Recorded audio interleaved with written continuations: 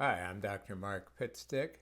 Welcome to video number 1 of topic number 9 for the course, Greater Reality Living, 5 Keys to Knowing and Showing the Great News, Creating the Greatest Life You Have Envisioned, Sharing Your Special Talents, and Making Our World a Better Place. For optimal benefit, please watch videos number 1 through 8 first. Topic number 9 is entitled The SoulPhone Project, and I know a bit about it. I direct the SoulPhone Foundation. I've conducted research for the SoulPhone Project. I'm a core team member and regularly meet with Dr. Gary Schwartz, the electrical engineers, software specialists, evidential mediums, and other key people on this project. To review, Dr. Gary Schwartz, PhD, is a former Harvard and Yale professor where he pioneered the field of behavioral medicine. He also was a pioneer in the field of energy healing. Next, he went to the University of Arizona where he studied the question of survival of consciousness, that is, afterlife, starting with evidential mediums and then moving into the SoulPhone technology, which we'll be talking about here. He's now a professor emeritus at University of Arizona, having recently retired in May of 2024. This recording is in June of 2024. So you can prepare yourself and others for the predictable paradigm shifts that will occur after two things. First of all, announcements by Dr. Schwartz and his team that life after death has now been scientifically proven. We say now that it has been definitively demonstrated scientifically, but Dr. Schwartz has avoided using the P word, proven, since he is such a serious scientist. But with the data we've collected now, he considers that word can be used reliably, accurately as a scientist, that life after death has been now scientifically proven. And then, and that should be announced, well, first of all, I'm announcing it right now, but on a large scale in 2025. There's a lot of groundwork to do. You understand, we only have one chance to make a best first impression. The other thing that's going to happen will be public demonstrations of what's called the Soul Switch, which provides binary answers, yes or no, from post-material persons. That is, those who have passed on and are in contact with us. Now, those demos will start later this year with key people, large donors, volunteers, and so on. Early next year, to a group of scientists from a couple different organizations, then to other stellar organizations where people are more open to this information, and then finally, and we're probably now at mid-2025, large scale, putting it out there every way we can. So those are obviously going to be two very huge announcements, changes that again will create a predictable paradigm shift. Some people won't believe it. Some people will be very excited. Fundamentalist religious people may get angry that we're taking their action away. Who knows? There's going to be so many different reactions, so we need to be prepared for that. And then that's when educational programs will start worldwide. I mean, we're doing this right now, and I have for the last 7 years. That's one of the IRS approved reasons for the SoulPhone Foundation to present the collective evidence of life after death. But these outreaches will be made on a wider scale, much wider scale, so that others know about the great news and also the nature of reality, which I also call the big picture of life. So that knowledge will set the stage for some wonderful things for you, which is how to create the greatest life you have envisioned. And the word you referring to your real self, your higher self, your totality of being, not just your limited earthly brain and body. And then also, as the more you create the greatest life of your dreams, which includes sharing your greatest gifts, that allows you to help others and make our world a better place. So I know that's a lot of information. You can learn more at my website, soulproof.com. Article number 19 about the great news, number 63 about the big picture of life, and 112, creating the greatest life you have envisioned. Now, the SoulPhone Project will be a catalyst, a tipping point for widespread consciousness shifts for many people, and thus for our planet. And this Greater Reality Living program that you're watching provides a practical path for making informed and inspired steps toward that vision. Now, there are a number of organizations or populations doing this, for example, near-death experiencers, and you can learn more about those, article number 94, and again, all these articles are at soulproof.com. Shining Light Parents, you can learn more about that, article number 82. These are parents that have had one or more children pass and have found a way to transmute the sadness and suffering into serving others and shining so brightly. They're just an amazing group of people. People have had spiritually transformative experiences triggered by different ways. Article number 17, what I call the 15 percenters. This is the approximate percentage of people on Earth right now who have more intermediate or advanced energy levels or soul development. And you can learn about that, article number 100.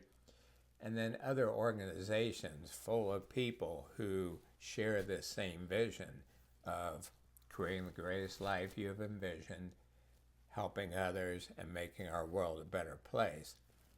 That includes Humanity's Team, IANS, International Association of Near-Death Studies, IONS, Institute of Noetic Sciences, and others listed in the resource document that accompanies this course, and also in article number 119. So that's an introduction to this video. Now, I mainly use slides to discuss the SoulPhone Project since there are so many important images to share. So here we go. The SoulPhone Project, and just gives an idea of an image of a technology someday being used that reaches across dimensions, reaches other people and other realms. Super fascinating, of course. This is the Laboratory for Advances in Consciousness and Health on the campus of the University of Arizona in Tucson. And I've spent many, many hours at these offices. So this is where it's being birthed, and super exciting place. I love this place. This is Dr. Schwartz, and we've talked about, and he is the director of the Laboratory for Advances in Consciousness and Health, and also the director of the SoulPhone Project. So our vision, Dr. Schwartz, I, his wife Rhonda, and our team of core people, including electrical engineers, software specialists, and others, is to help more people have a better understanding about the nature of reality. That's really how is life set up, and enjoy greater reality living, whatever that means for them, when you know you don't really die and all the other great news. So as we just mentioned, there will be more hope and inspired action globally after announcements of scientific proof for life after death and demonstrations of SoulPhone PMP communication technology. Again, remember PMP is our acronym for post material person, which is our favorite term for those who used to live on Earth, their earthly forms die, but the 99.99% of whom what they are still exists elsewhere. This is a book Dr. Schwartz and I wrote together, Greater Reality Living, and it came out in 2018. So at that point, we were focused on proving just the first point in the great news, that no one really dies. That is, we have eternal consciousness. But now, in the years since, we've shifted to, and we talk about in the book, but we'll um, focus on it more, and certainly it'll be reflected in the subtitle, evidence for the great news for every aspect of your life. This is the children's book, ages 10 through 16 or so, but it turns out some adults say they got more out of this book than they did any of our others. The big picture of life. And so this is a great photo. This little girl, for example, the inside this white line describes what she can see with her earthly senses. But then at some point, something allows her to then expand her vision, see more of the nature of reality. And that's what she's exploring there. It looks like her dog is as well. So, what is the greater reality? The totality of existence, all that is. And we've used other terms, the nature of reality. So most people have no idea how vast that is and how wonderful and safe that is, and how much we each are embedded safely in that. So let's explain some about Dr. Schwartz, because he's the driver of this. I mean, he's the genius. I've met a lot of people in my life. I never met anyone like him. I'm very thankful that he's on Earth doing what he's doing. First of all, he had 2 near-death experiences when he was a child, and each time saw the light, experienced being held by it, lifted up. He, of course, had no foundation for understanding that. He didn't even tell others, but he remembers them very vividly and as a special experience for him. And of course, going through that might have altered his brain a little, and opened that control valve so he saw more of reality than the average person. Or he might have been that way without the near-death experience. We don't know. He did have very intelligent, accomplished, and supportive parents. His dad had a PhD from Columbia University in chemistry and was a pharmacist, and his mom was graduated from Juilliard School of Music, both very prestigious organizations. Dr. Schwartz was curious and inventive by nature. Just tell 2 stories. When he was about 5 years old, his older brother was upstairs and his parents were gone. And so I would just call him Gary when I'm telling stories like this. Was looking at the TV, and back in the day when they had the old rabbit ear antennas, and he noticed that if he moved the rabbit ear antennas, the picture changed. Also, he noticed if he grabbed the antenna, it would be a better picture than if he didn't hold it. And so he reasoned at some level that maybe his body was acting like an antenna.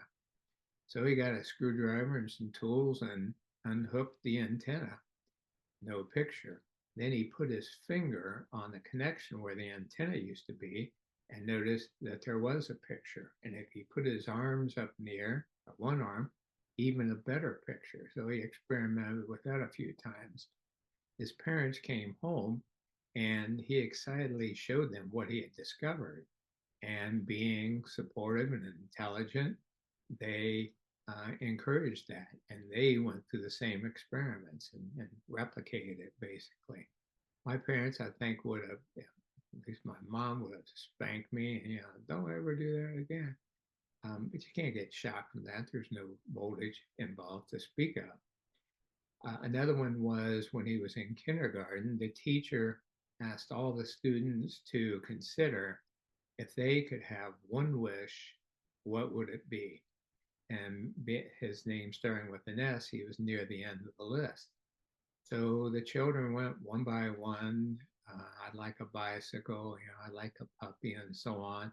So when it came to Gary, he said he would like to be a magician, an invisible magician. And the teacher said, really, why? And he said, so I could travel around the world and help people, but no one would know it was me. Well, that's not your average 5-year old. So these are the kinds of things, of course, that suggest we're dealing with a more evolved, a highly evolved, advanced soul. As a child, he drew multiple pictures of a house. He had never seen the house. For some reason, it was really in his mind. He had them taped up in his room on the wall, and much later discovered that that was Benjamin Franklin's boyhood home. Now, I'm not saying that's evidence that he was Benjamin Franklin. Maybe he was a colleague, or maybe it's just some odd way he picked that up. But it's certainly an interesting story, and there are lots of them surrounding Dr. Schwartz. He was self-taught and accomplished with 6 different musical instruments and was in several different bands and was considering music as a career. Um, but he did so well in school. He didn't have to study. He got straight A's when he applied himself. And he also was an extremely hard worker with legendary focus. I know one time he was telling me he was uh, he was going to Harvard and he was taking summer classes, and he worked full time during the day, and then he would go and volunteer at one of the labs and put in 6 more hours. He said he averaged about 5 or 6 hours sleep a night all summer, and that was his summer quote vacation. But that's just the way he is. So that's why he got into Cornell for his bachelor's undergrad training. He got a master's in clinical psychology from Harvard, a PhD in psychophysiology from Harvard, and psychophysiology being looking at what affects emotions. The physiology is how the body works, psych is the mind. So that mind body connection. And he was one of the early researchers in body mind research, which we'll share. He is assistant professor at Harvard. Then he went to Yale because they offered him a really great staff and budget to do the work he was doing at the time. And he was the first director of the Yale Mind Body Institute, holistic Body Mind Healing Center. And he was a tenured professor at Yale. But then he wanted to find a school that was less conservative so he could explore the next phase in his studies, which was energy healing. Neither Harvard or Yale were ready quite at that time to support that. So he went to University of Arizona, where he's still a senior professor. As I mentioned, he is a co-founder and 3 or 4 other people with him in the field of behavioral medicine, which is amazing. And as mentioned, with the energy healing, did scientific research proving the effectiveness of energy healing approaches like Reiki and healing touch used by many nurses. He founded a group called the Academy for Advances in Post-Material Science, aapsglobal.com is their website. A group of many university professors, physicians, psychologists, scientists, whose working assumption is that consciousness is primary. That is not the byproduct of a brain. Brain dies, the consciousness goes away, but rather consciousness receives human birth and survives bodily death. And that's a really important group.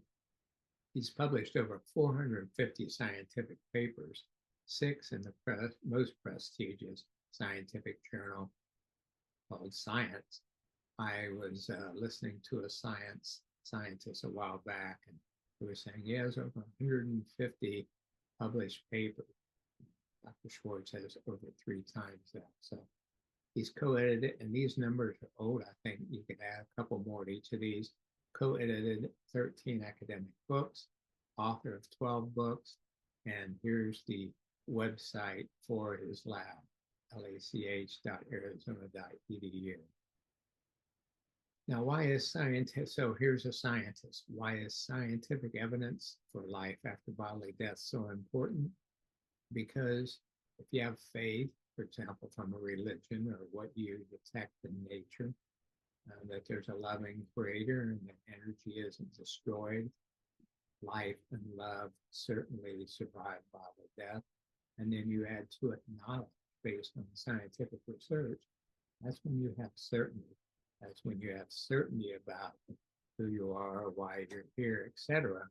And then that's when you can share your greatest gifts, our world a better place, help others, and have the most wonderful life you live. So this is a drawing, an image from our children's book, The Big Picture of Life.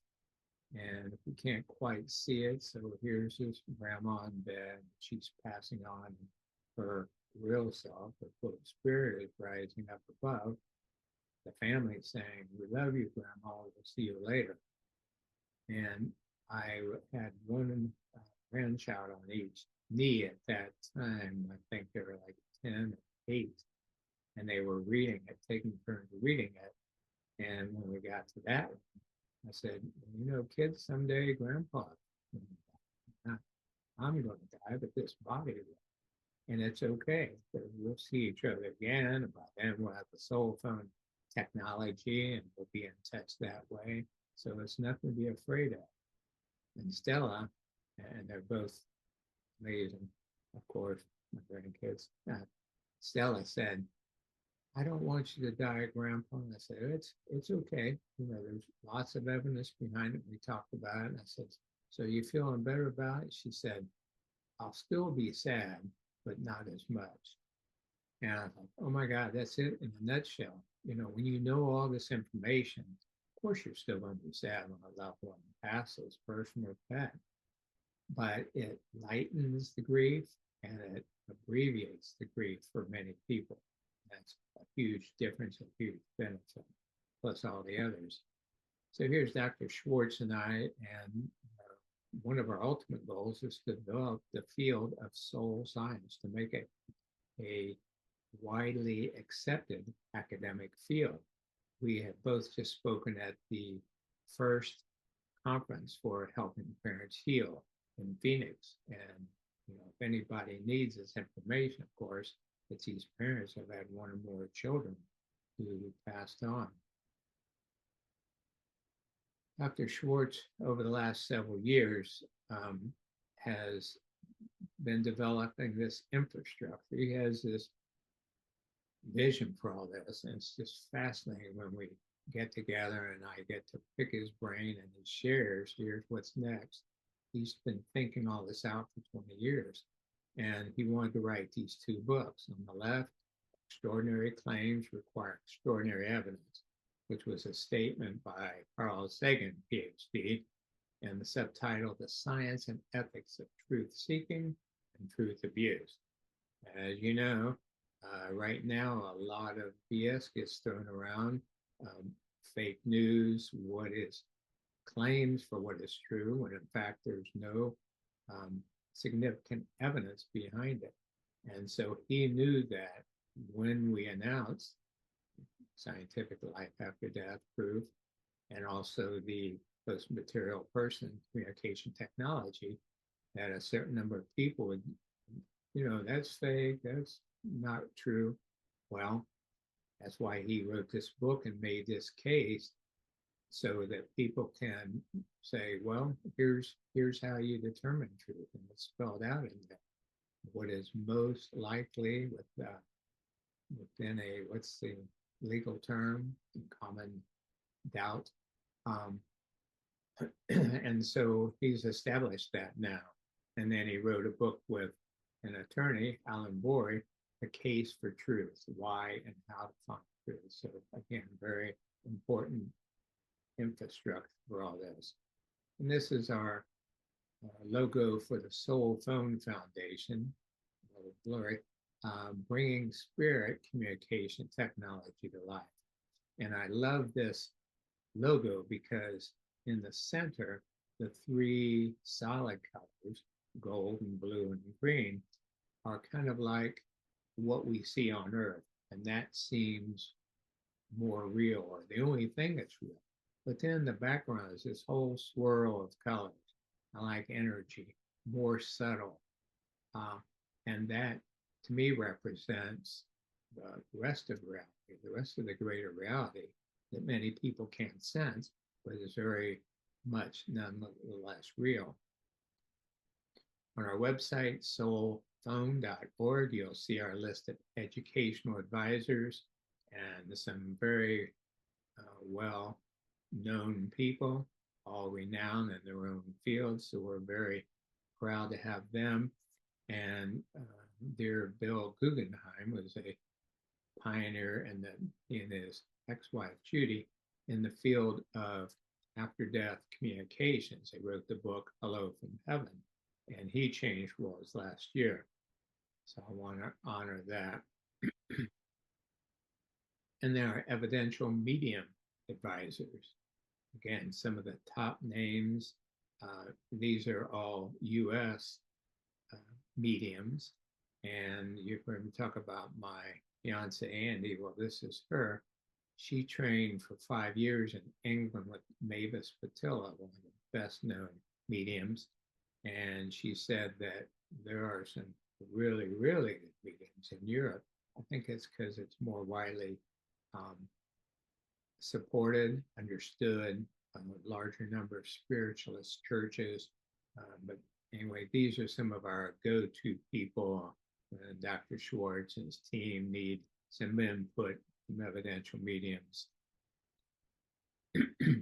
Now, next I want to discuss some historical attempts to detect or contact post-material persons. You might be surprised to know some of the biggest names in technology development in the past tried to do this.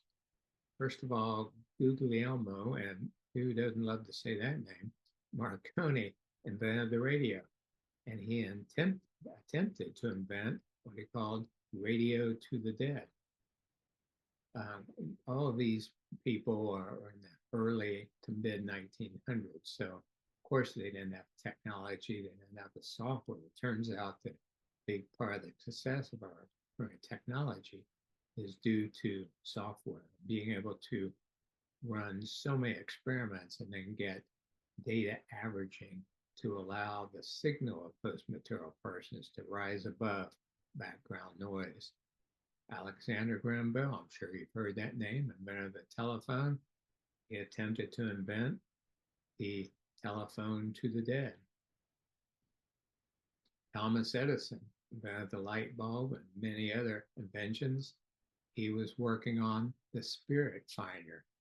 When he passed, I read that he worked on it for 11 years and was convinced that those who passed are still alive but have a more subtle energy. And he reasoned that he should be able to detect it and attempt communication with them. And then Nikola Tesla, excuse me. And here's a quote by Martin and Burns in their book, Edison versus Tesla, the battle over their last invention. Tesla monitored Edison's paranormal work, with both men racing to create a device that picked up the frequencies of discarnate spirits. There was some competition between Tesla and Edison. So in around, let's see, back straight, the late 1990s, Dr. Schwartz moved into survival of consciousness research. He had worked a lot on the healing energy research and considered this to be the next frontier for him, the next calling. So this is the scientific or clinical term for life after death, survival of consciousness. And here he is working. He, as I say, prodigious work habits.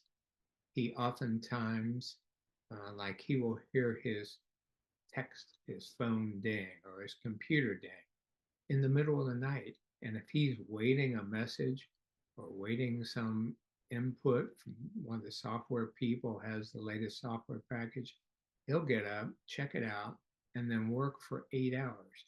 And then he'll take a nap and he'll continue working the rest of the day. It's truly amazing. This is the end of video number 1 on topic number 9, the SoulPhone Project. I'll continue with video number 2. Let it shine.